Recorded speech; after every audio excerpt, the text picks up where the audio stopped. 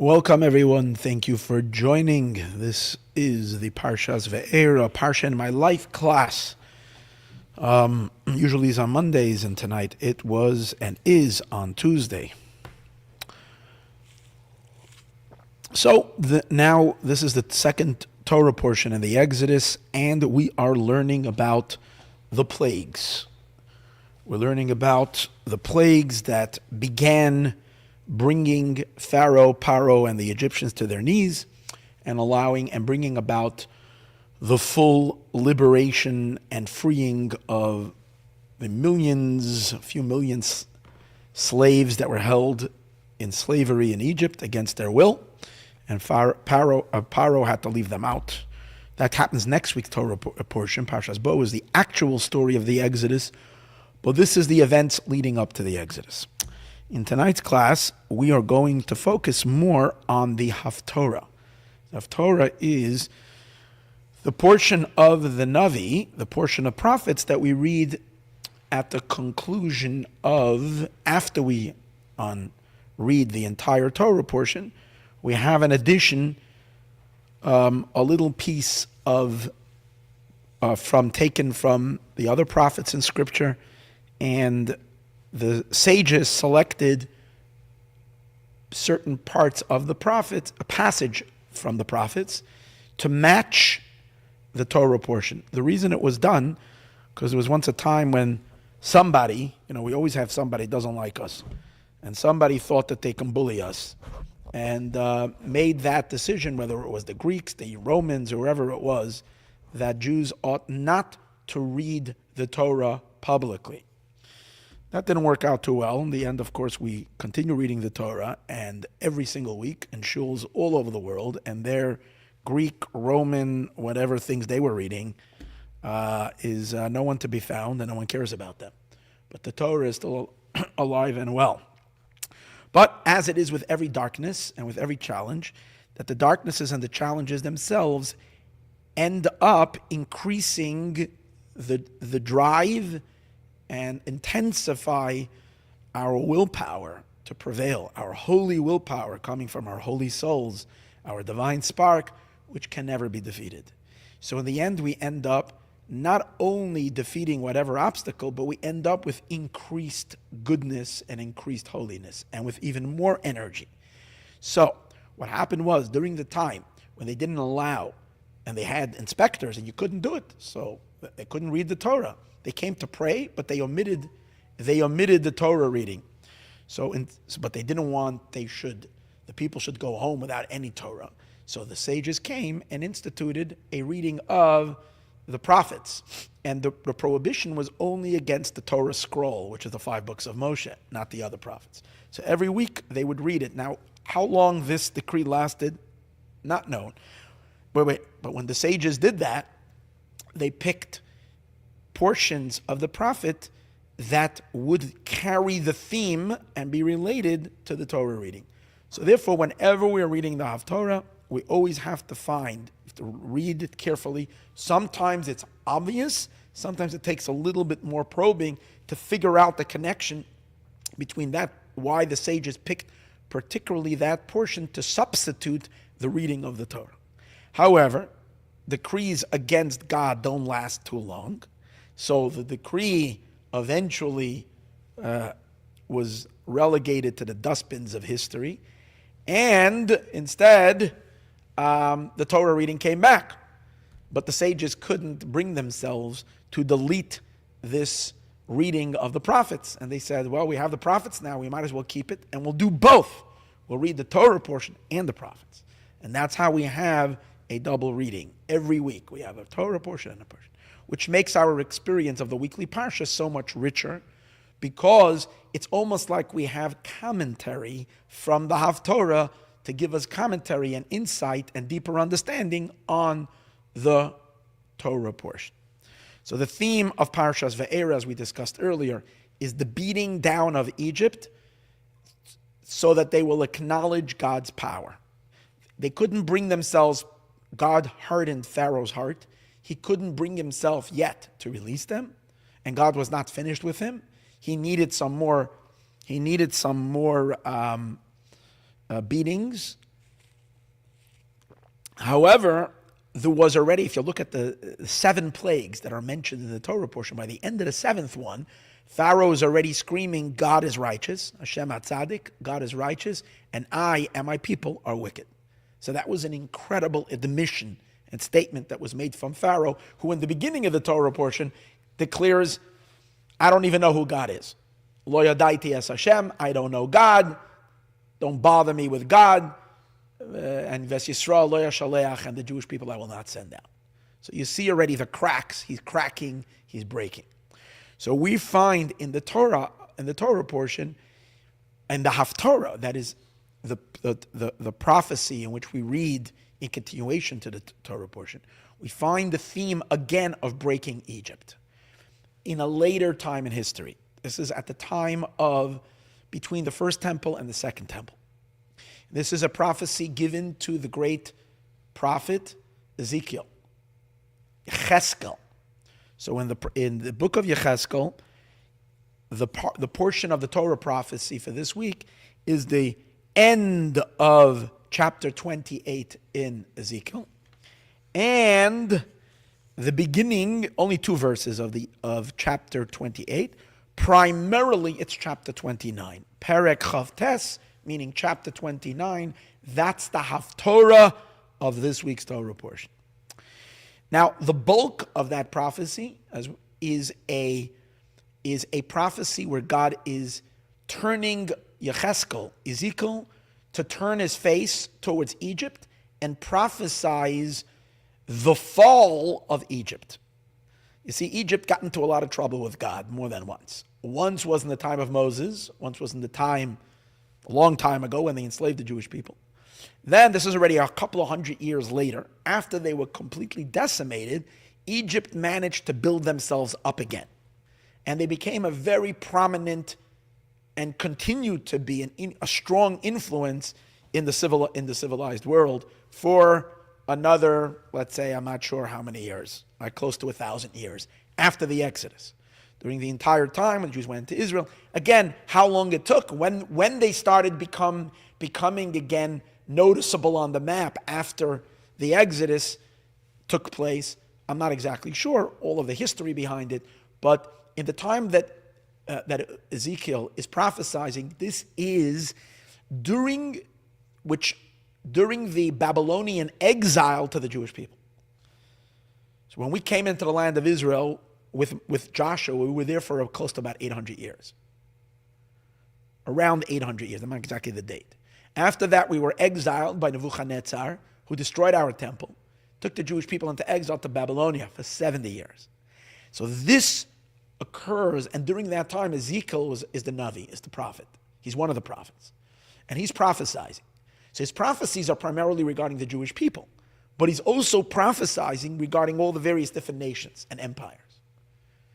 So his prophecy, God speaks to him that he should declare the downfall of Egypt, that Egypt is going to be utterly decimated.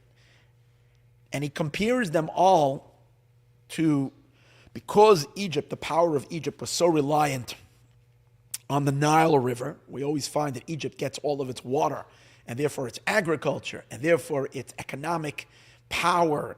It's like we find at the time of Joseph, they were the ones who were able to sustain all of the world, and so on and so forth. All their power has to do, so their entire economy is based on their great farming, which is very based on the irrigation, which is related to the Nile River.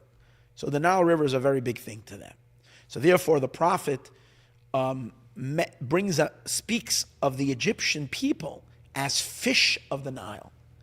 And Pharaoh, who was the king of Egypt, you see, the Egyptians continued the pharaohs even after the Pharaoh who the Jewish people went out of Egypt.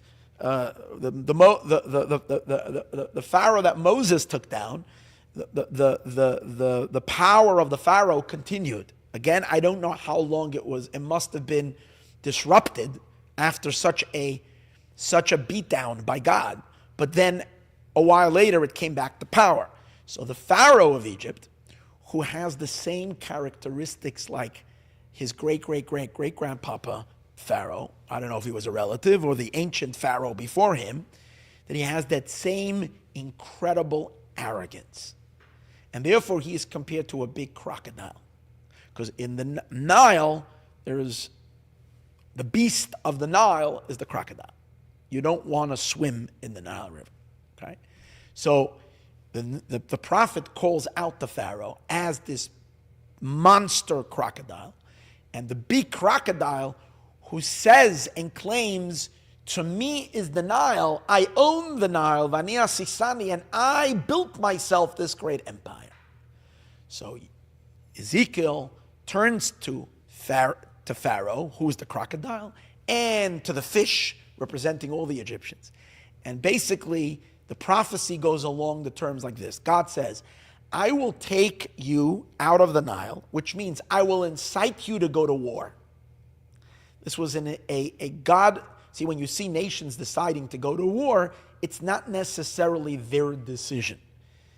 It's Hashem from above is causing various different things to incite them and to rally them up for whatever reason, and a lot of times completely with absolute stupidity to get them to go to war. So this was a mistaken war that Pharaoh was going to do. He was going out to war, and God says, I will pull you out of the river, and all the fish will stick to your scales, which means together with all of your armies, and I will bring you to an incredible defeat in that war. You will be butchered terribly. I will take your carcasses and throw you into the desert, where the wild beasts and birds will come and eat whatever is left over you. Basically, complete destruction of the Egyptian army. And Egypt is going to be completely decimated. So much so that everybody who lives in Egypt is going to be taken into captivity. And there's no one going to be left there.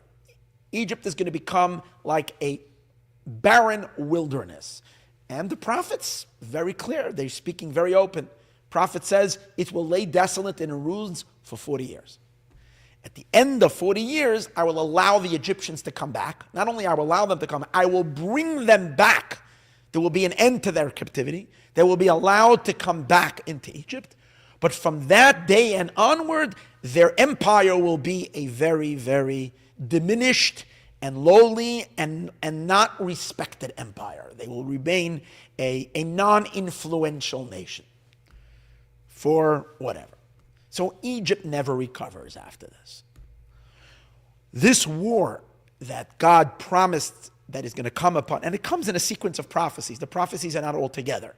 First, there's a prophecy about the destruction of Egypt. It doesn't say who the Egyptians will go to war against, who the crocodile with the fish that are stuck on its scales, which God says, I will put a hook in its mouth and I will bring you to war. By the way, it's the same type of language that it says about Magog in the end of days, that God will put a hook in to Gog, the king of Magog, and bring him against Jerusalem. There it also uses the same terminology, that God is going to put a hook in his mouth and convince him against his own best interest to come fight against Jerusalem.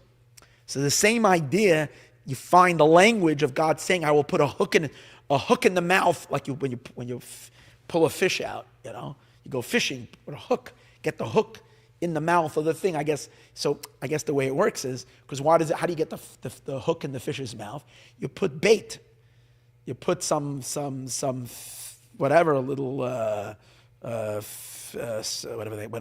are the baits? You put a worm or a larger fish. You put a squid or whatever it is, and the fish think it's food for them, so they go for it, and that's how they get hooked by it. So whatever bait God throws to bait the king, whoever he wants him, to bring him out to war. So this is a prophecy regarding the king of Egypt going to war against, it doesn't say who, it says he will be decimated. Now, later there's another prophecy which continues, and we read this as well, that God prophesies regarding another superpower at that time, Nebuchadnezzar. Now you have to realize that this is the Nebuchadnezzar who had destroyed already the Holy Temple and took the Jewish people into exile. And yet, watch at the amazing prophecy.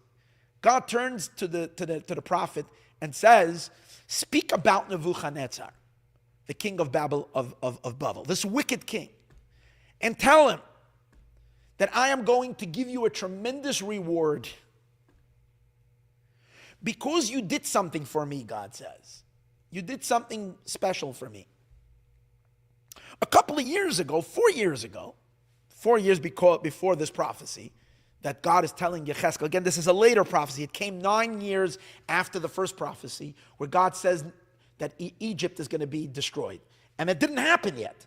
God, 9 years before, tells the prophet to speak about the destruction of Egypt. 9 years pass, God speaks again to the prophet.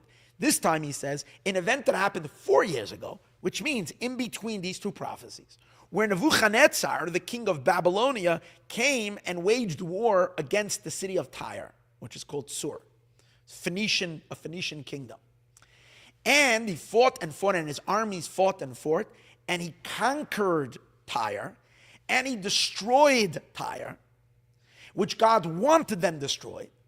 And God said it was a very, very difficult war for the Babylonians. It came at a great cost. And you didn't even gain anything, because it says they plundered and they were going to take all the spoils, but Tyre is a coastal city, and suddenly the sea, there was some kind of a storm, and maybe they put all the spoils out by the coast, and a storm came, and all of the spoils that they took got swept away into the sea. So they ended up going to war and not even getting the spoils. So God says, I owe you a reward for doing my bidding and destroying the Phoenician kingdom of Tyre. So as a reward for that, I'm going to give Egypt into your hands. Follow that? Egypt is now going to fall, Pharaoh of Egypt, which they're next on line that they have to be destroyed because of the sins that Egypt did. Now, I'm going to get to that in a moment. What were the sins that Egypt did that God is so upset at Egypt? That because of that, Egypt needs to be destroyed. But God is now, in the initial prophecy, he doesn't say who is going to be the one who is going to conquer Egypt and destroy its, take them down and send them into exile. Who's going to be the one who's going to be the victor, or who's going to fight them? Now God selects the country that's going to take down Egypt, that it's going to be Nebuchadnezzar, as a reward for what Nebuchadnezzar did to Tyre and its inhabitants, which deserved to be destroyed, and Nebuchadnezzar did, so to speak, the dirty work, so to speak, on the hands of God, and God says, okay, now I'm going to reward you for that. And the reward is that you're going to take Egypt and all of its spoils, and it's going to become yours. And the conclusion of all of this is, when all of this will happen, God says, then after this, the Jewish people will come back to the land of Israel. This is going to take place towards the end of the 70-year Babylonian. Jewish people will start later coming back. And at the same time, when this will be fulfilled, I will give you, the prophet Ezekiel, I will give you a pischon peh. Pischon peh means I will give you I will enable you to speak up. Why? Because you will be proven as a solid prophet, as a real reliable prophet. Because not everybody believed in Ezekiel. Most of the Jews were fans of Ezekiel. They believed he was a prophet. Others dismissed him. So God says, as a result of you giving such prophecies about massive wars and empires, and you're the one who spoke about it beforehand, and it will be fulfilled, then it will be known that you're truly a prophet. Which is really cool, because it shows you that part of the reason why God does incredible world events, which you might think it affects millions of people, it's in order to validate a prophet. So that the Jewish people can take their prophet seriously and serve God. Now, of course, each of these nations have God has their own reckoning to do with each and every one of them, and so on and so forth. Let's go back to Egypt a moment. Why is God punishing Egypt? Again, not in our Torah portion, when God is punishing Egypt for what they did, enslave the Jewish people. But why is God punishing Egypt at this particular time, with this 40-year destruction? And again, they never end with the promise that they're never going to be restored to their ancient glory. And the reason for that is, Torah says two things. Number one, because Pharaoh is an annoying, egotistical whatever. He thinks of himself like he's everything. He's arrogant beyond all arrogance. That's what God says. Again, because he's the big crocodile who says, the Nile is mine and I created myself. Meaning, and I created my power. I'm a self-made man. And secondly, because they ended up being the words that he uses, I want to say the right words. They ended up being a mishenes koneh. They were a staff of reeds for the house of Israel. What does it mean, a staff of reeds? It means that there was a certain time when Egypt made promises to the Jewish people. God told the Jewish people not to trust these promises. But Egypt made promises to the Jewish people that Egypt is going to have Israel's back. And that Israel is going to be able to rely on Egypt against Nebuchadnezzar. And a lot of Jews went and relied on Egypt. And in the end, Egypt turned out to be false hope. That's what it means, a mishenes koneh. There were a staff. But when you have a staff that's made out of a soft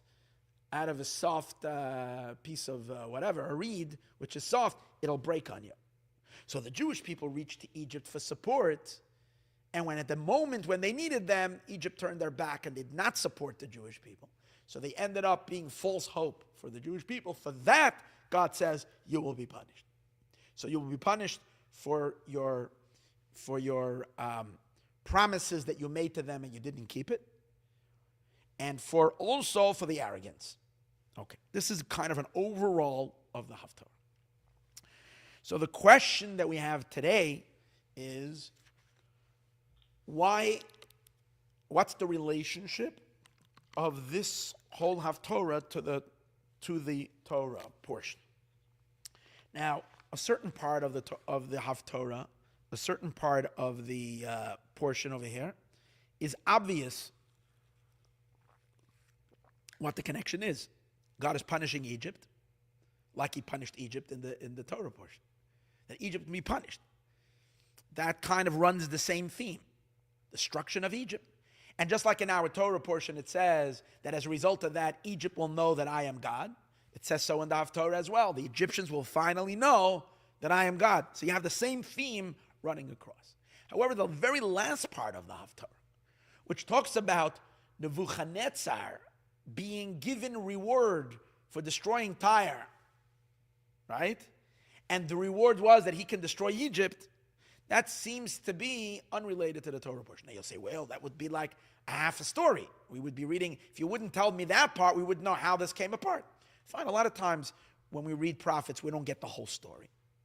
We're getting the section of the story that applies to the Torah portion. Over here you have a portion, a whole second prophecy, which is primarily not even about Egypt. It's a promise to reward Nebuchadnezzar, the kings of Babylon, with the promise that God says, I'm going to reward you because you worked hard, and therefore my reward is that you're going to get Egypt. So, and that's the case, like that doesn't seem to be directly related to the story of the Torah portion, to our Parsha. Why is that part of the Haftorah? This is the question the Rebbe asks. Like, what's that connection? How does the end of the Haftorah also complement the Parsha and further bring on the deeper understanding and a better grasp on the theme of the Parsha? How do we understand it from the Haftorah? On a simple level, it could be stated that the connection is, you can say, a light connection, that just like in addition to the Egyptians being punished for what? In addition to Egyptians being punished by the destruction of Egypt, there was another theme in the Torah portion, and that is that the Jewish people are going to take out the wealth of Egypt. The Jewish people are going to take out the wealth of Egypt. The despoiling of Egypt, the taking out all of their wealth. So in that sense, you have the same thing when Nebuchadnezzar, here it's, when in the earlier part of the Haftorah it says that God's going to destroy Egypt. It doesn't speak about taking their wealth. But in the portion where it speaks about Nebuchadnezzar is going to come, the king of Babylonian is going to come upon Egypt, over there, the emphasis is that Nebuchadnezzar is going to become rich. The Babylonians are going to become rich off the Egyptians. So that's a similarity. The first thing is, Ve'era doesn't talk so much about the spoils. That's going to be next week's Torah portion. Parsha's Bo, it's when the Jewish people are taking out. The main theme of the era is just the beating up of Egypt. It's not so much about taking, you don't yet have the Exodus, they're not yet taking the spoils. That's number one. And number two, in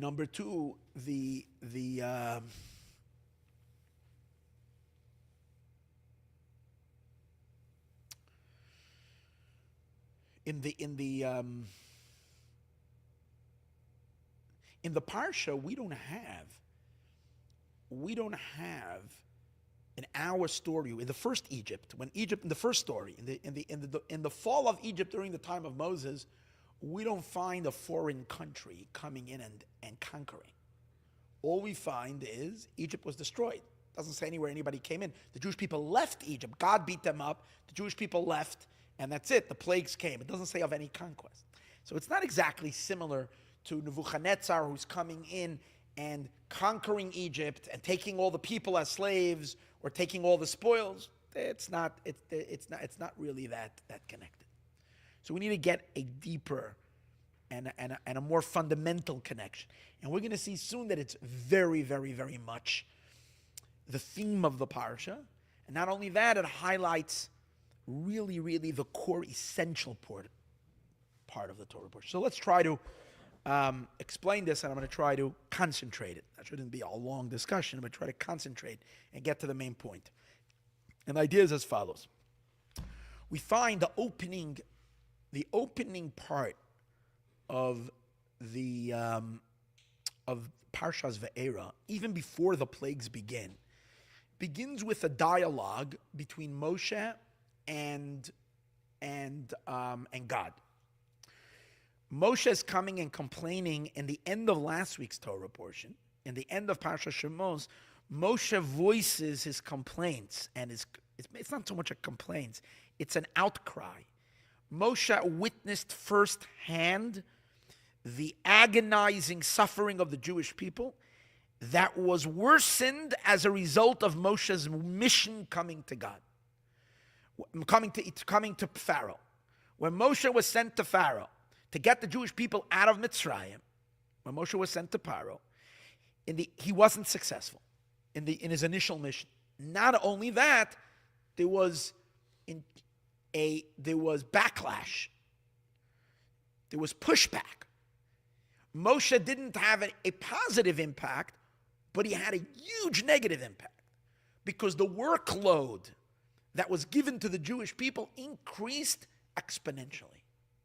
And as a result of that, the Jews were already crushed by the incredible expectations.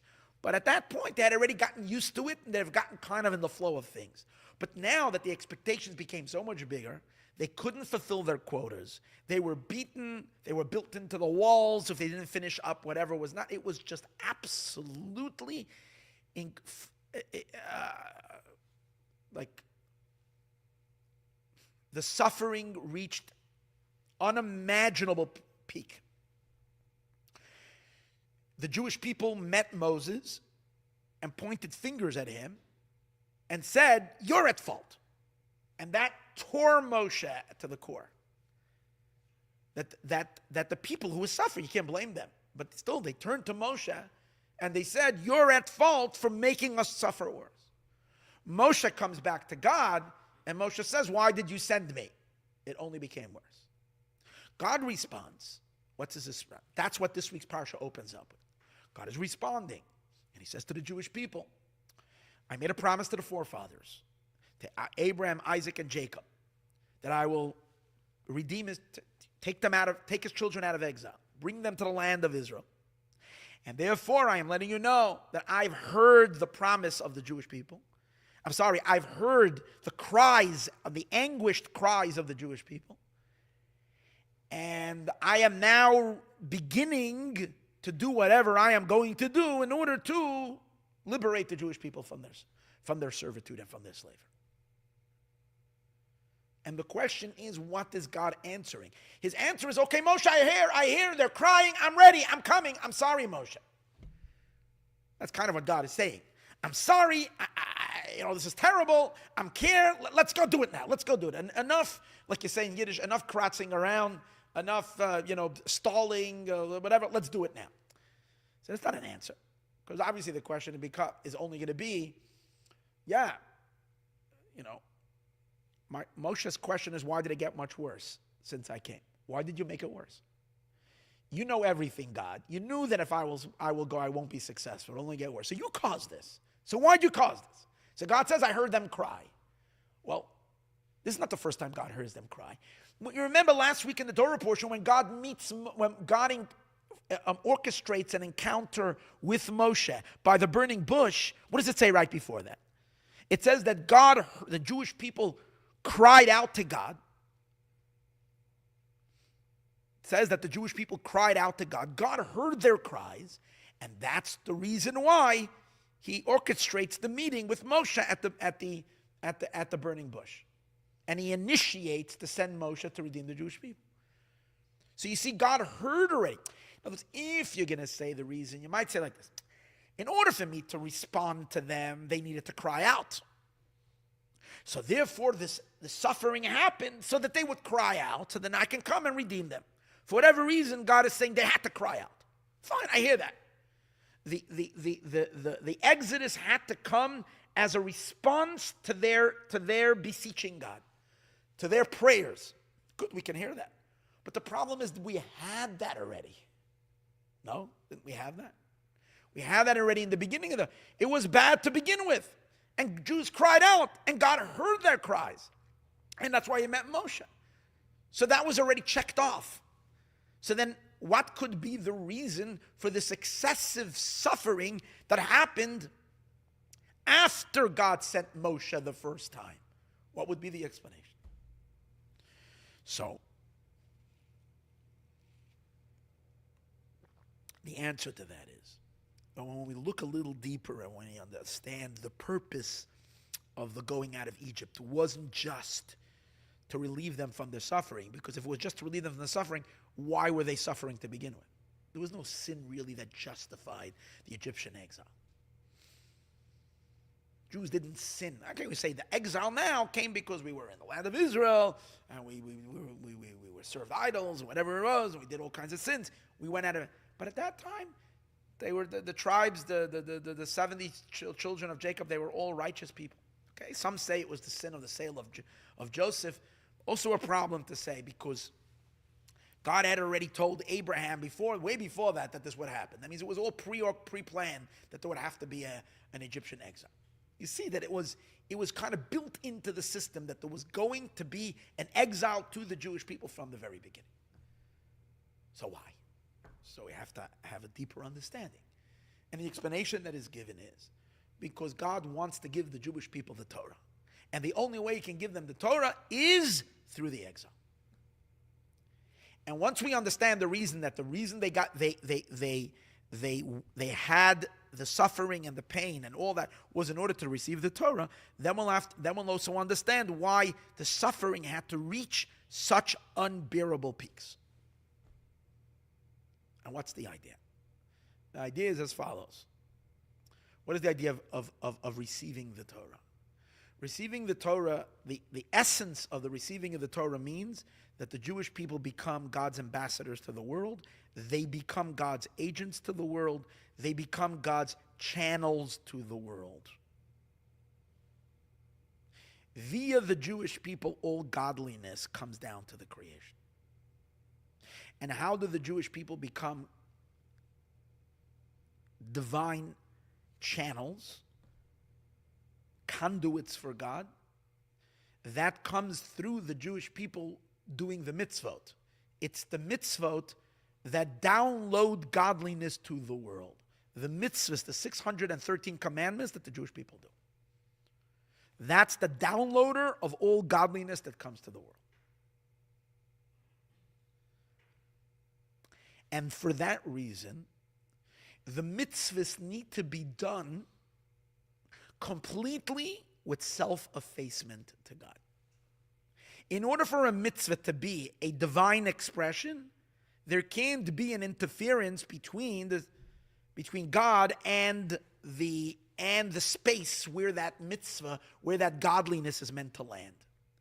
If the person doing the mitzvah is doing it with ego, with self-interest, then the self-interest is blocking and interfering with the divinity of flowing into the world. So the essence of a mitzvah is to do the commandment because God said so. Not because of any reason. Not even because the mitzvah is beautiful. Not because the mitzvah is of quality. Not because the mitzvah has certain values.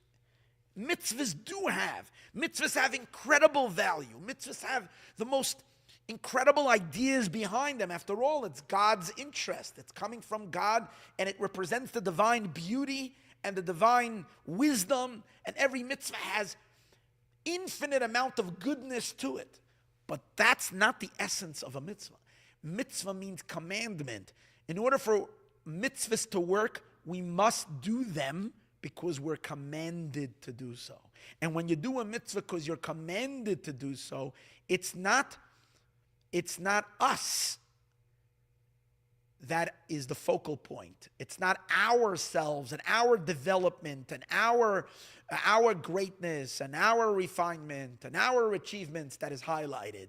What's highlighted in the mitzvah is God's will has been fulfilled in the world, and as a result of that, a pure pipeline of godliness is opened up, and God enters the creation. God's infinity enters the creation. So the main idea of doing a mitzvah is self-effacement. And that's in mitzvot. Now, obviously, there are certain mitzvot that it's the obvious way of doing the mitzvah, by surrendering yourself completely to the will of God, to the higher power, to the higher will. Why? Because the mitzvahs don't make any sense. There are mitzvot that are beyond human comprehension. They're called chukim. There is no rationale or logic or any kind of gain, physical gain or spiritual gain to do the mitzvah. Why do you do the mitzvah? I have no clue. God said so, we do it. So those mitzvahs is a certain category of mitzvahs called chukim. But then there are the mitzvahs called mishpatim. The mitzvahs called mishpatim are the logical type of mitzvahs. Those are the mitzvot that do make any sense. So we know that's where it actually becomes tricky. Because the mitzvahs where we could see the quality of the mitzvah, like honor your parents, that's like, makes so much sense.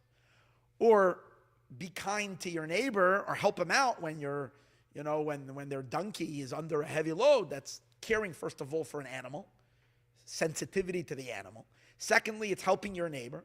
So when your neighbor, today's days, if your neighbor gets a flat tire, don't just drive by, stop by, and see if you can do whatever you can to help him change his tire. These mitzvahs perfectly. This creates a beautiful civilization. This is what keeps us together, is that we can love your fellow as yourself. These are mitzvahs that make sense. But here it's tricky, because those mitzvahs, the primary motivation in doing those mitzvahs have to be because God, with this, I'm doing what God wants, not because I have to set aside all of my personal gains, whether it's a physical gain and even spiritual gain of refinement, of sensitivity, of growth, whatever it is, of developing compassion and all these fine character traits. All of that has to be dismissed. That's not something I'm thinking of. I'm doing the mitzvah because it's a mitzvah, because God commanded me to do so. And only when the mitzvahs are done with that mindset, the mitzvah is not a human act, the mitzvah is a divine act. And the same is not only true regarding mitzvot, the same is also true regarding Torah. Where Torah, it's even maybe even more challenging. Because mitzvot are mainly observance. Observance, it's easy to observe because you're commanded to. But Torah is engaging. Torah is mind development. Torah opens up your mind. It sharpens it. It expands the person. So over here, it's so much more feasible or likely that a person will do that because of the incredible, first of all, the entertainment, the enjoyment, the pleasure, and everybody knows that in general the Jewish people have a very high IQ. You know, the Koreans have been sending people to Israel to the yeshivot to learn Talmud. The Koreans are learning Talmud because they say that the Jewish people have like these great minds because for thousands of years they've trained their minds to really, really think very deeply and expand sharpen their logical thinking and their ability to deduce ideas and so on and so forth. And that's what created such a high Q amongst the Jewish people. So it's very possible that someone learns Torah with those ulterior motives. So here as well, the primary approach to Torah has to be because God, you commanded us, and that's why we're doing it. I know that in essence the Torah is utterly beyond human grasp, and therefore, with my own power and with my own abilities, if it's based on my own interests, I can never reach the true light of the Torah. The only way I can reach the light of the Torah is if God, you plant the Torah in my head. And when does God plant the Torah in our heads? When we learn the Torah with that sense of awe and with that sense of duty. I'm studying and I'm learning because it's a mitzvah to study Torah. And that's why I'm doing it.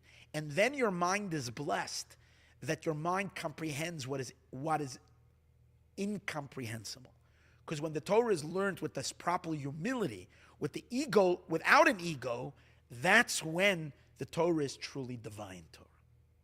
So, being that human beings are naturally egotistical, and naturally a person feels themselves very strongly, and we all have a very strong sense of I, so we needed to do rigorous exercises in self-effacement before we can receive the Torah. And God knew that those rigorous exercises, we can never do it on our own to the degree that it needs to be done. Self-effacement is not such a commodity. It's not an attractive commodity. No one advertises it on billboards. Achieve ultimate self-effacement. Everything that is advertised in the world is all bolstering one's ego, one's own fulfillment, one's own experience, one's own, that's what the world operates on. So trying to get the Jewish people to the state of nullification that they need to, from within their own, they wouldn't be able to do that. So for that, we needed to take a little detour. Before we went to Sinai, we needed to head down south to Egypt and leave it up to the Egyptian taskmasters. They were geniuses in being able to break the ego. So through the 210 sad years, and primarily the last about 80 years or 86 years of the worst, crushing slavery and work, and that completely disintegrated and broke down their ego to the point that there was no self left. They were so beaten. The suffering kind of crushed. There was no I left. And you would think that's like terrible. You're destroying people. Well, there was no other way to afterwards be able to bring them to the highest elevation. Because the job that the Jewish people have been given is the greatest honor and the greatest thing you can possibly give. To be God's channels to the world. To be lifted up from a human being and to become a divine being. That's what it is. When we study Torah and we're doing mitzvot, we are agents of divinity, not just agents, but manifestations of godly energies in the world through the mitzvahs that we do. But again, it needs self-effacement, and that's what the Egyptian exile was all about. And now we'll understand why the crying out that they cried out at the beginning, the first time they cried out, they weren't ready yet. Because only God knows, can see into the heart of the ego if there's still a little bit left.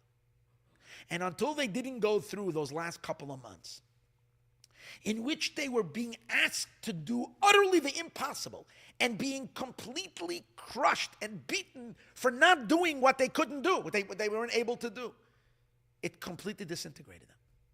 And when they cried out then, that cry, there was no ego left. There was no self. There was no self at all. It was that suffering and that pain that completely disintegrated the I till there was nothing, till it was zero. Not enough that they would be destroyed. And at that moment, God took them out of Egypt and brought them to Sinai. And now they can, instead of serving the Egyptians in an egoless way, they will start serving God in an egoless way. And this would be embedded in their psyche for thousands of years, a lesson of how to serve God, above self-interest, to do what God wants us to do because God commanded us to do so. And this became etched in the Jewish psyche. And here's an amazing thing. And so that's the answer that God says. God says, I promised you to take v'lokachti eschem li la'am. I'm taking them to be my people. And by them becoming they'll become my representatives. They'll become an extension of me, God says, in this world. So that's your answer of why the extra dosage of suffering, it was those final cries that took them over the edge, that caused them to cross the barrier of selfhood to selflessness. It's a hard thing to hear, but that was the truth. And Moshe got it. Fine. Now we see that whatever happens to the Jewish people then later translates into the world. From us, it translates into the world. Because it's not just the Jewish people that are now going to become channels of godliness. The entire world is now going to start becoming a receptacle for godliness. Where there is ego, God cannot reside. So the entire world needs to experience a dosage of humility. There needs to be a breaking of the universal ego. Now, everything that has to happen in the world needs to be administrated through the Jewish people. So as the Jewish people are going to experience complete nullification of self, it's going to have a universal impact on the Gentile world as well, that the ego is going to shrink in the Gentile world as well. It's not going to be on the up to par like the Jewish people, and therefore the nations were not given the mitzvot to do. They're given 7 Noahide laws, but were not given the bulk of the mitzvahs. For whatever reason, it's not their job. But even just being able to be receptacles of God light, even if you're not the channels of it, but you're the recipients, the entire human race is going to become beneficiaries of godliness. There needs to be a cracking of the global ego of the world. And therefore, who do you turn to? You turn to the superpower. At that time, the Egyptian culture, the Egyptians and Pharaoh, they were the world. They were the world. It reminds me a little bit of the Zohar that I was discussing last week, where the Zohar says that a fire is going to go out and it's going to burn the world. Remember we said? A fire that's going to go out to burn the world, and it happened to be that it burnt Hollywood.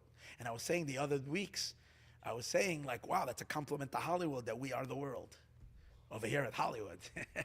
And to a certain degree, yes, Hollywood is like everybody is obsessed with Hollywood and the movies of Hollywood. And this is kind of what creates, sadly, so much of pop culture, so much of the world's entertainment and pleasure and delight is all directed by Hollywood.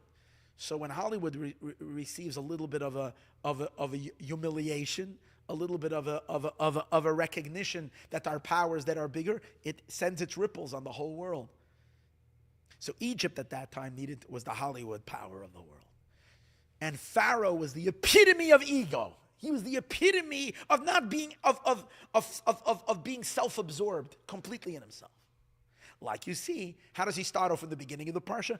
Who's God that I should listen to? Who's God that I should listen to? That's his power. That's his statement. That's his brazenness. That's his chutzpah. That's his. And what was the purpose of the? And what was the purpose of the plagues? The purpose of the plagues was the diminishment of Pharaoh's ego. Like we see, as we said earlier, in the end, after 7 plagues, we didn't have to hit 10. After 7 plagues, Pharaoh is already, it's a whole different talk. He's on his knees, he's declaring God is righteous and I'm wicked. So before that, who was God? Now God is righteous and I and my people am wicked. So there is a humility over here.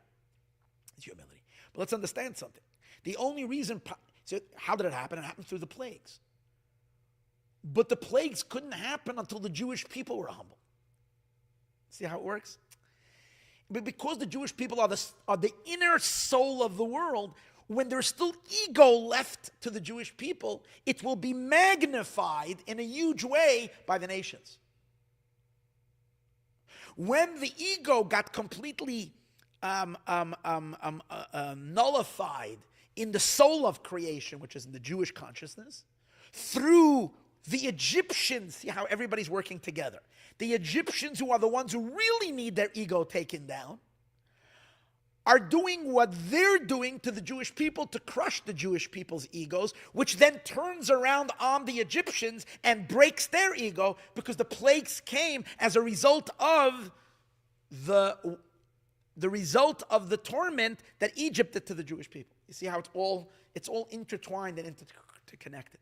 So it teaches us, first of all, how when we look at the world, we're looking so superficially at things.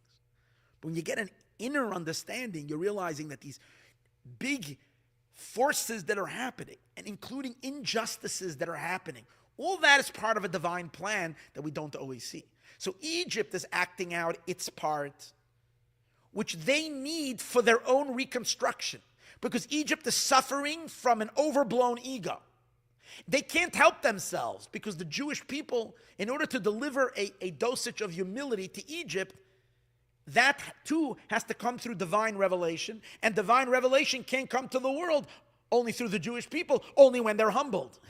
See how it works? So the Egyptians come and bring humility to the Jewish people by tormenting them, enslaving them, and crushing them. Crushing them to the point when they crushed, there's nothing left to the eye at all. It's exactly at that point that God says, now I can act. Then God comes in and God acts. And he delivers a dosage of godliness into the world that crushes, that brings plagues upon Egypt and takes the Egyptian ego down from all the way up there till they're crushed completely. Till we know when the night of the Exodus, Pharaoh was running in his pajamas amidst the street, calling out, embarrassing himself, completely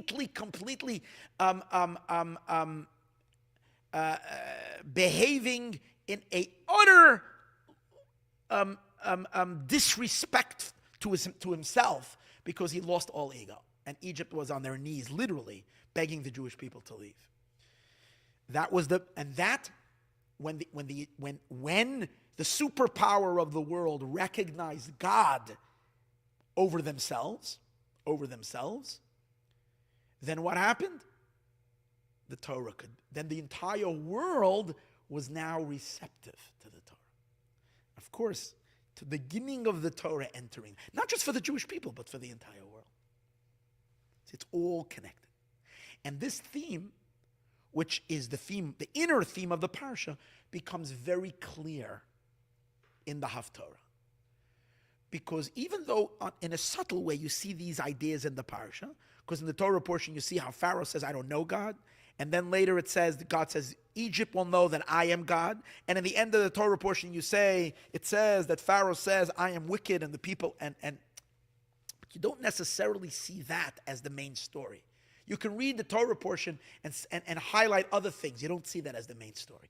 The Haftorah comes to bring it into focus. Because in the Haftorah, when God is, the Haftorah means in the portion of the prophets in Ezekiel, when God is addressing Pharaoh the second time, it becomes very clear. God says clearly, this is going to come upon you because you have said, Li Oiri, to me is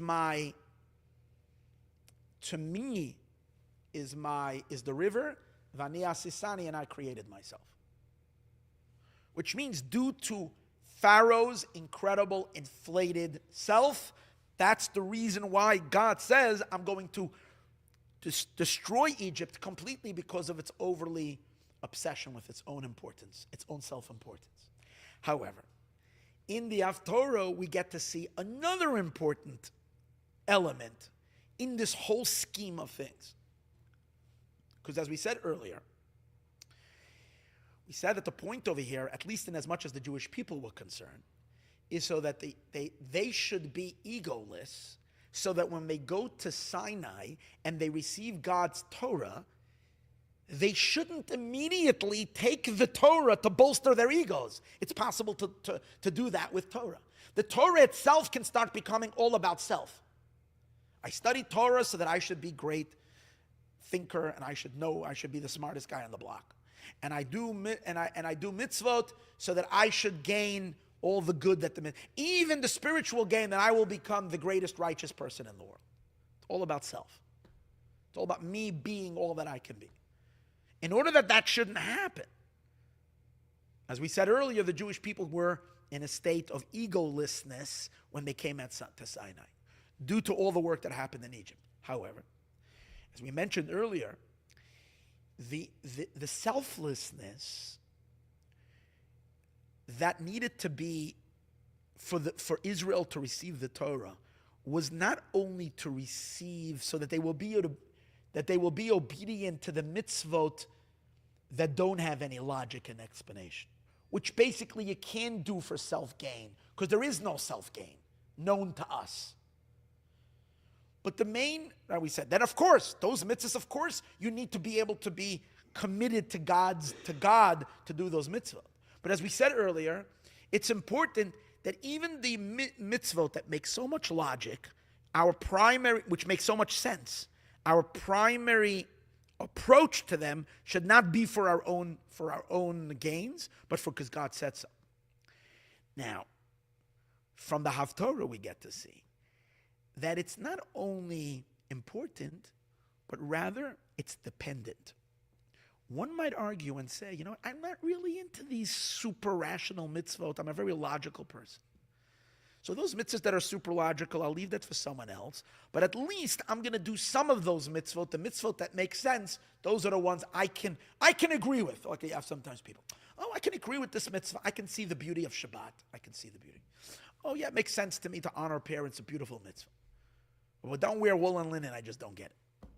Or not eating certain foods, it's probably just because of health.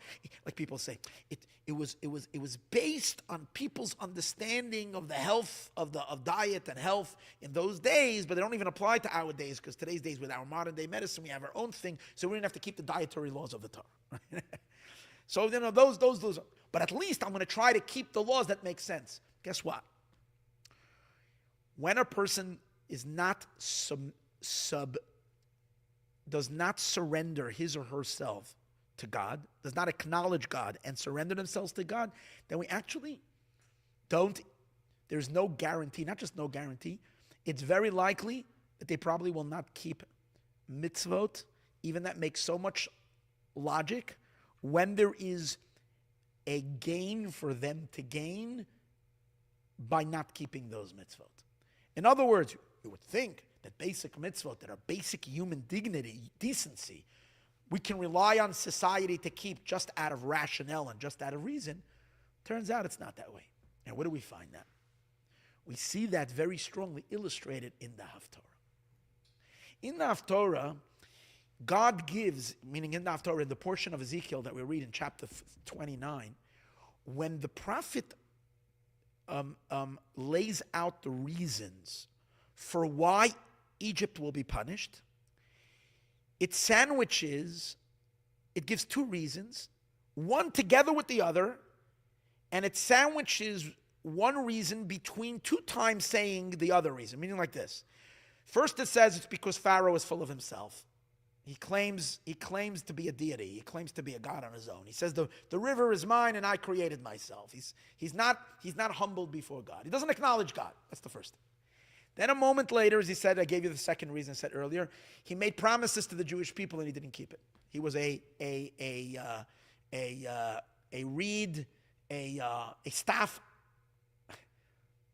staff of reed, which means when they end, after he made promises, 1 million and thousands of people turned to him for help, he just looked away at the last second. He completely cheated them. It's an act of indecency, right? It's just not nice. If you give your word, you have to keep your word.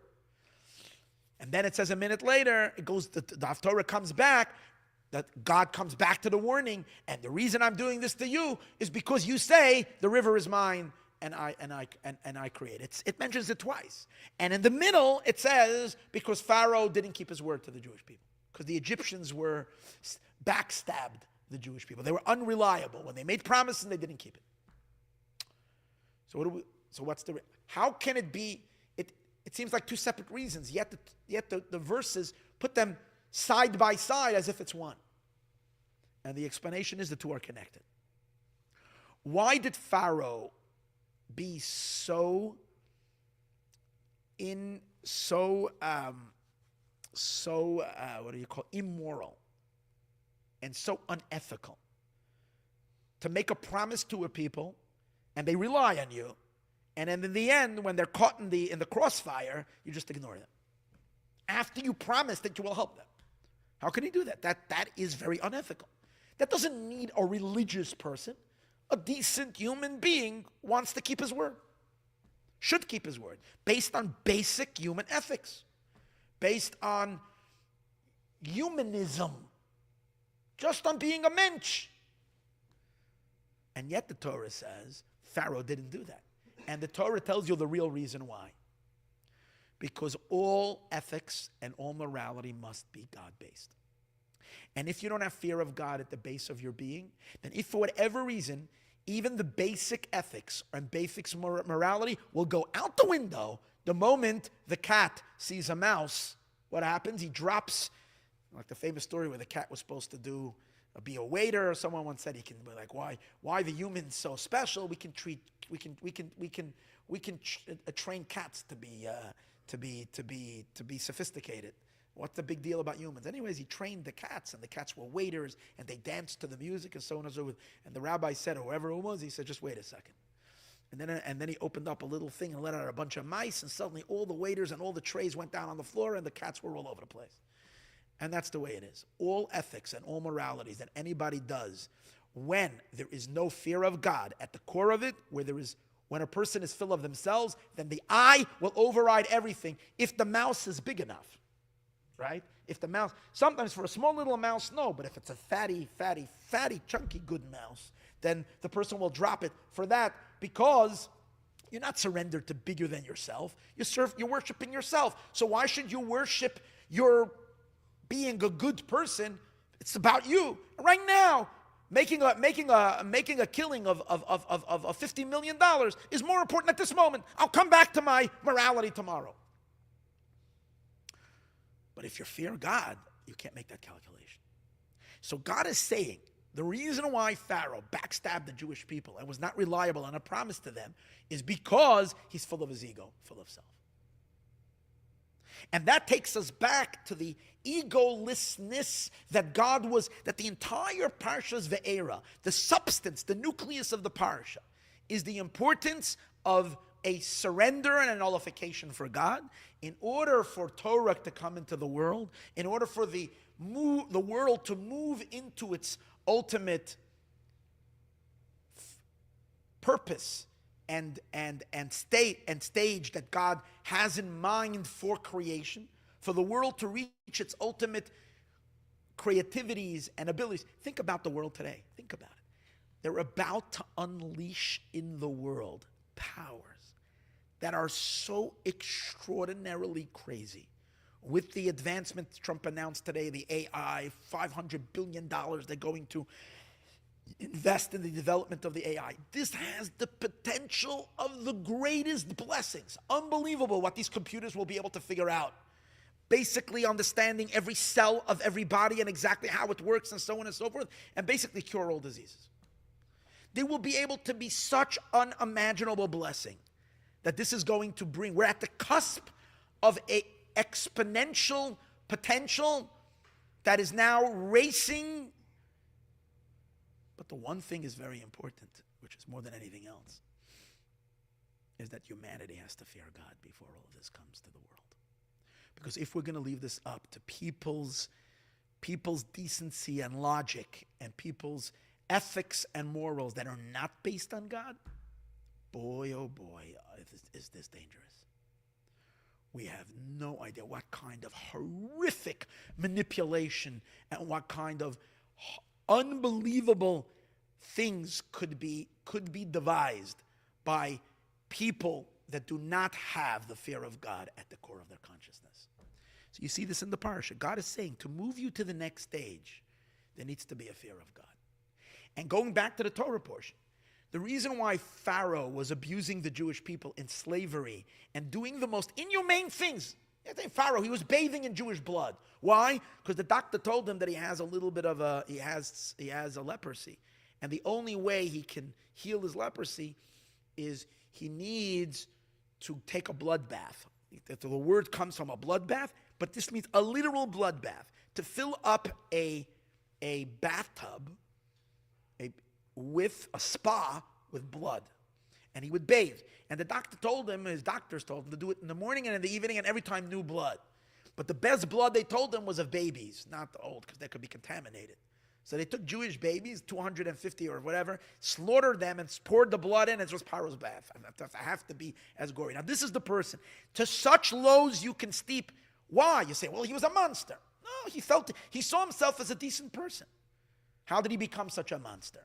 He became such a monster because he's full of his ego. That's what happened. When you claim you don't know God, then you can be a monster who bathes in blood.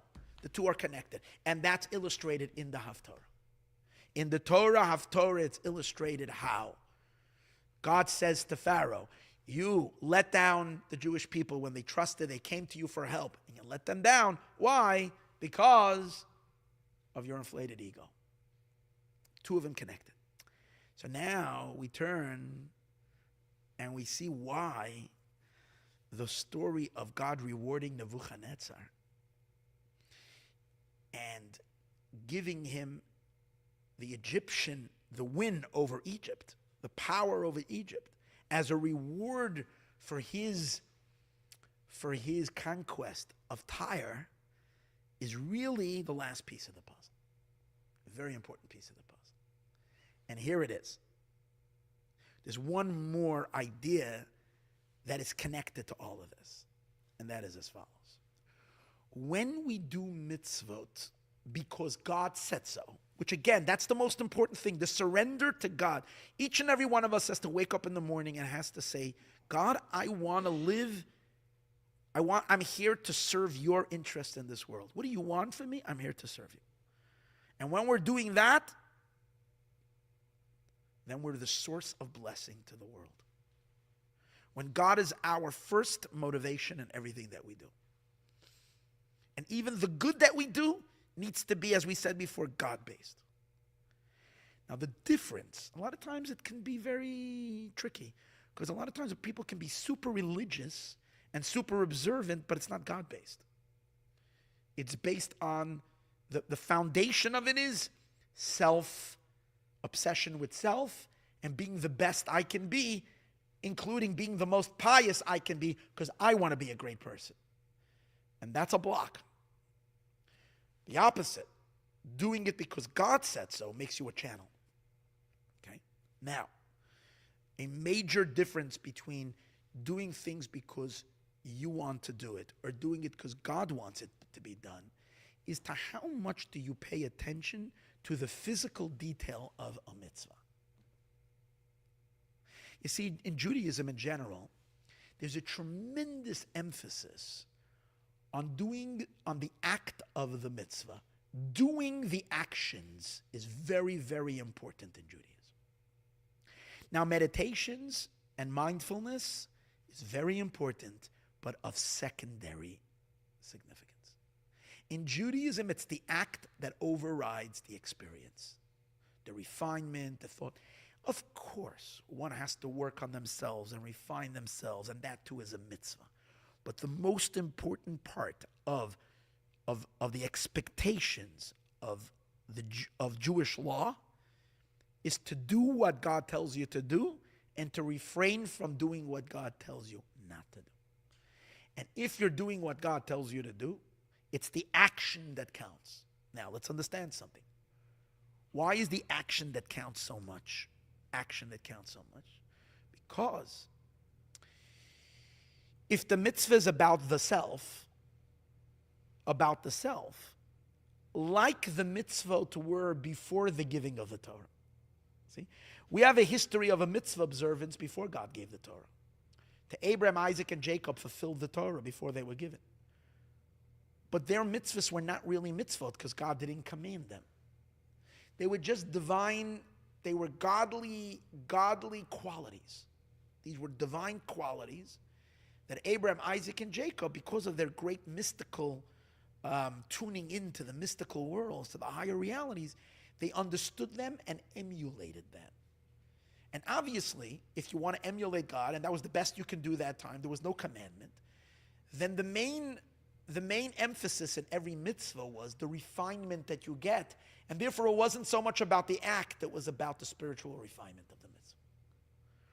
Once we came to Sinai, God commanded us to do mitzvot. It's not so important about how good you are when you're giving charity. It's more important that you gave a donation to a poor person. You actually did it. The action was done.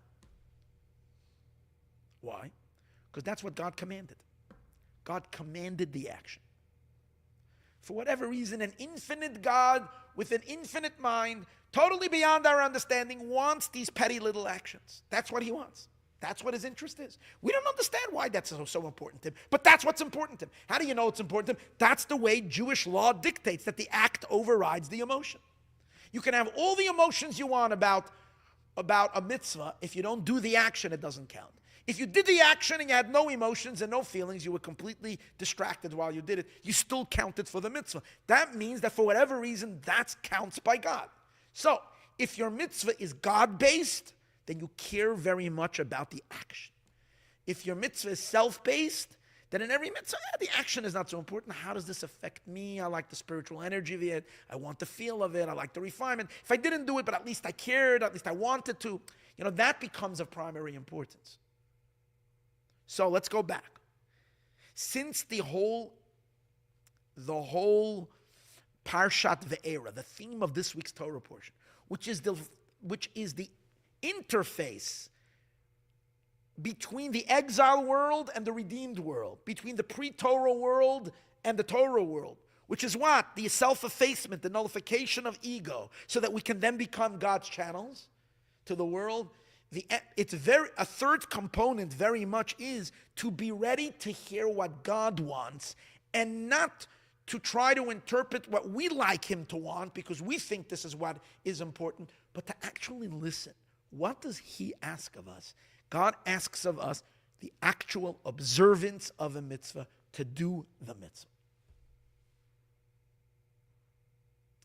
That's the requirement. And because we went through Egypt, and because we became in that collectively as a people, we became de-egotized.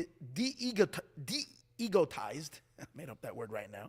But we became unegoed as a people.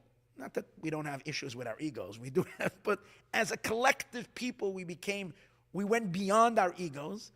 So that's what made us so meticulous. You take a look at Jewish communities and at observance. You see, there's it sometimes can be annoying how much energy is put into the detail of doing the mitzvot. So exactly, what is the halacha? What is the requirement? And you say, come on, relax, as long as you're doing the spirit of the mitzvah. No. You have to do the mitzvah, the action of the mitzvah. That counts more than anything else. Why? Because it's God-based. Okay. That's the third part of the Haftorah. Why? If there was ever a person who did something for God, but for the wrong motives, Who might that be? Someone who did something in this world for God, but actually couldn't care less about God. He just did the action which was in fulfillment of God's wishes. Who was that? That's our wonderful king Nebuchadnezzar. Because Nebuchadnezzar went and he attacked Tyre. That's the message. It's the strangest message. God suddenly is full of admiration for the armies of Nebuchadnezzar. I got to reward them. They went and they fought this war, and the verse says like very strong things there. They got blisters on their necks. This war was so difficult. They were never rewarded, and I have to reward them. Excuse me. Why did they do it? You think that they cared about God wants Tyre to be destroyed? Nebuchadnezzar attacked Tyre because he wanted to eventually attack Egypt. So he wanted to clear the road from Iraq towards, you have to come through the coast of Lebanon. That's where Tyre is. And through that he would eventually be able to get down to Egypt. And also he was seeking world dominance. That's why he did it. He had no interest in fulfilling God's wishes in taking down punishing the Phoenicians. He didn't do it because of God. He didn't care about God. But God says, you know what? And God could have gotten it done in many other ways also. But bottom line, Nebuchadnezzar's armies got God's will was actualized, came to fruition as a result of Nebuchadnezzar's armies. The action that they did was fulfilling God's will. Even when the motives and the interests were completely selfish and not, but yet the action, God's will came to fruition and was materialized in this world. And God says, I got to reward him. The words of the Navi, the words of the Haftorah are so amazing. God says, let me read the actual translation. You hear it so clearly. L'chein koi amar Adoshem Hashem Elokim. So says Lord Hashem. Hineni noisan Nebuchadnezzar melech Bavel. I am giving to Nebuchadnezzar, the king of Babylonian, as Eretz Mitzrayim, the land of Egypt. V'nasa hamoina, he will carry off her wealth. V'shalal shalala, and he will take her spoils. Ubazaz biza, and he will size her booty. And this will be the recompense for his army. Why? This is the line I'm looking for. Verse number 20. Pe'ulasai asher avad ba. I have given him Egypt as a compensation for his action. Pe'ula, for the action that he labored. Because he sweated and toiled to do God's will, but the words it uses, pe'ulasa, the action. He got it done. I don't care about what the interests were. He got my wishes done. I got to reward him. Why is this important? And why does this fit into this week's Torah portion? Because that's the third part. Because of the first idea of the Haftorah. What's the first idea of the Haftorah? When you're full of ego and you're full of self, therefore you're never doing God's will because you're just stuck with your own. Now, of course, Nebuchadnezzar is also full of ego. That's not a question. And he's doing it for his own interest. But the bottom line is like this. The Egyptians are doing things that are against God's will. And what's the cause of it? Their ego. They're full of self. They're full of self-importance. They're serving themselves, not serving God.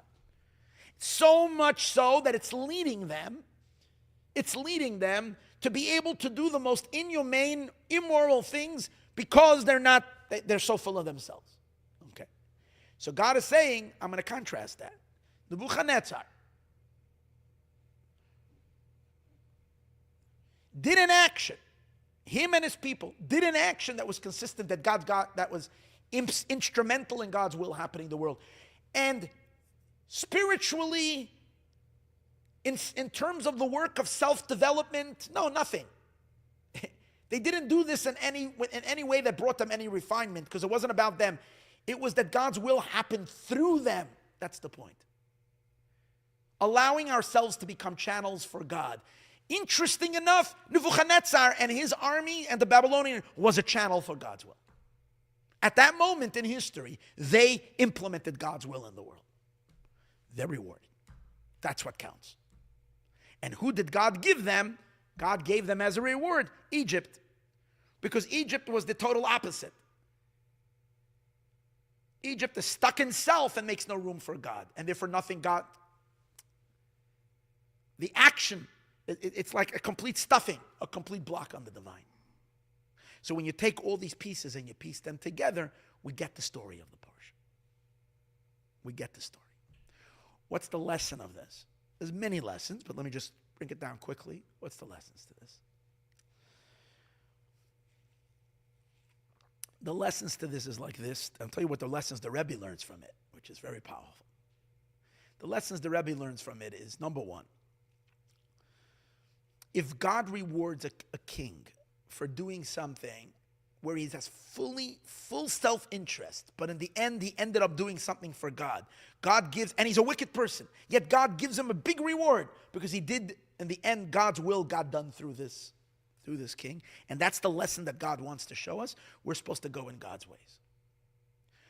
So if we are ever recipients from a person's goodness, if we're ever recipient of a kindness that is extended to us through another human being, don't ever, ever, ever our minds play games with us and say, well, I don't really owe them any sense of gratitude, and I don't really owe them anything because they didn't really do it because they care about me. They really did it because of some other motivation. And we always do that. Don't we always do that? We're always like, yeah, okay. This guy, let's say if they gave maybe tzedakah, and they said, well, he had no choice because in order to save himself from his taxes, he had to give a certain amount of money to tzedakah because that's the only way it can help him for his tax tax return. So he had to give tzedakah. Okay, so he gave it to me. So therefore he's giving because he wants to give, or he maybe gave it because he wants his name, he wants name recognition, or he gave it because of, or for whatever the reason is. So a lot of times we judge people's motives and we're giving all kinds of, and we're claiming self-interest, and maybe it's true, but even if it's true, if God rewards Nebuchadnezzar for an action that he did, if there was ever an action that was self-motivated, it was Nebuchadnezzar. I couldn't care less about God. But God went and rewarded him. So in our own world, whenever we are recipients of people's kindness, we should always recognize that kindness and always show gratitude and always thank them, even if there was a personal gain that the person had. That's not our business. That's very important. And that includes also when it comes to presidents or big people, which we benefited from them, and we receive things from them, and then we say, well, they're doing it to bolster their ego, or they're doing it for this reason or for that reason. It's all irrelevant. If in the end goodness and things came out through them and for them, they deserve a huge thank you and recognition for that. God recognizes that. Secondly, the Rebbe takes us further with a beautiful teaching. And he says, if that's the case, only the Rebbe thinks this way. He says, if that's the case, this is another explanation of how logically we can love every single Jew in the world. Oh, logical. He says, of course, the real reason why we love every Jew, the Baal Shem Tov says, even if we didn't see him, because we're one soul. And that's why we love. But even on a plain human level of logic, the Rebbe says like this. We know that there is no such a thing as a person who doesn't do a little act of goodness. Everybody. There's no such a thing as a person who doesn't, even accidentally people do good. There's always a little bit of good. And we know that every act of good contributes tremendously to the balance of goodness and evil in the world, and ultimately tilting the world towards goodness, which brings Mashiach. That means that there isn't one Jew in the world who didn't contribute to bringing Mashiach. This is amazing. Last week we spoke how no Jew will be left behind because of the essential bond. Now we're finding out something else. There isn't even one person in the world who did not bring the Mashiach. I like the way sometimes we get like self-righteous and we think, you know why Mashiach isn't here? Because of you, Mashiach isn't here. Because you're doing so, because you're not saying this, or you're saying this, and you're doing so. That's the reason why Mashiach. If only you would do so, and you would do so, then Mashiach would be here. Right? People are that way. Here's the opposite. We point to every single person. Why is Mashiach coming? And we all want Mashiach. That's the ultimate good. The entire world owes it to every single person. And you'll say, well, the person did it. He wasn't even thinking at all about bringing Mashiach. He wasn't thinking about the greater good. He didn't act. He didn't know. He's walking across the street and the wind blew and someone's hat fell off and he ran after the hat to give it to the person. Usually he never helps anybody, but at that moment, whatever, someone's coffee spilled in Starbucks and he ran to get some napkins and help the person put it down. That's the good act. Guess what? That's bringing Mashiach. And without that act, maybe we would have to wait a little bit longer. That's the act that does it. So therefore, we should feel gratitude to every single person. So let's stop blaming people who didn't bring Mashiach. Let's instead start loving everybody, because every single person, even the people who we think never ever did anything good, are also doing things to bring Mashiach. Only the Rebbe takes this out. All this genius teaching over here. And what's the lesson? We love everybody. Of course, there's a lot of other lessons, including the idea of the approach to Judaism, the approach to mitzvahs. I don't want to say chas v'sholom that this last detour that we had, this extra pain this last week with this rotten hostage deal that was thrown upon us, which had to have crushed the hearts and the souls of everybody in Israel after, especially the soldiers, after all that they fought and everything, as we discussed in our Monday class, how like insanity that is. I don't want to have to give an explanation that it has to do with, okay, so the Jews needed to be crushed, okay, because we've gone over and over and over the limit of how much egolessness after 2,000 years of persecution. But all these ideas help a little bit when we're confused and when we're a little lost of could be, why, what, where, and when. All this together, hopefully, from all these pieces, a little bit more of the puzzle comes together. And the main thing is, and another other thing which I think is so important to realize is when we realize the rise of powers, whether the power, this even within one power, let's say take the United States, the shift of power from the Democrats to the Republicans to this, and we think it has to do with campaigns, and it's just a shame that we don't have a prophet who tells us all the backside of God says, I need to reward this one, so that's why this one is going to power. And you realize how all these human earthling people down here are little puppets. Little puppets think that they're the ones who have the power and they're the ones driving everything because of the calculations. When you have the backstory, when you have the prophet, see, when you lived back then and you had a prophet telling you prophecy, how this one will attack this one, and these are all to serve the divine interest, it humbles us. It humbles us to realize how we're tiny little pawns in this huge, huge thing. And at the same time, how much power we do have. Because what really is the one who's moving it all is God, and God is responding to our egos, to our state of nullification, to our surrender to Him, to our sincerity of doing a mitzvah. There's a lot over here to continue to digest and to absorb.